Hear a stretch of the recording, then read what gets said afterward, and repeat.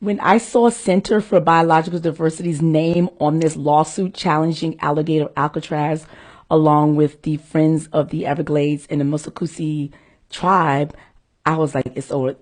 Center for Biodiversity has won 90% of the cases against Trump, and Trump won. And in their lawsuit, they talk about the tribal restrictions on tribal lands that will be impacted from this facility. They also talk about the endangered species that would be impacted and the National Environmental Protection Policy Act, essentially which says that before the government does anything, there has to be an environmental impact assessment.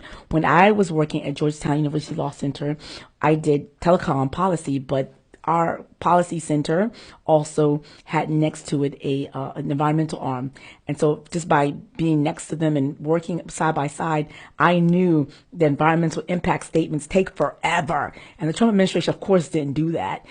They try to argue that, well, that detention center had previously been used and it was an abandoned tarmac, and they, doesn't matter because for the purposes they're using it now, it's going to have different impact. And so that's what they're saying. That's what the litigants are alleging.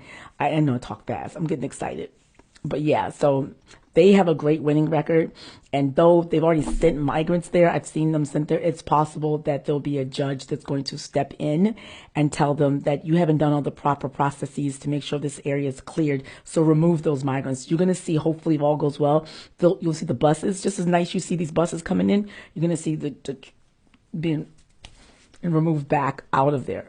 We'll see. I don't know. I'm quite sure. But yeah, Center for Biological Diversity, they're the ones. They're the ones that are going to shut this freaking freak show down. If you don't know it, it's like Donald Trump's always wanted Alcatraz. I remember him tweeting about Alcatraz. When we tweet about Alcatraz, I remember a few people were like, oh, that's not good because they're going to try to build something similar, and that's what they did.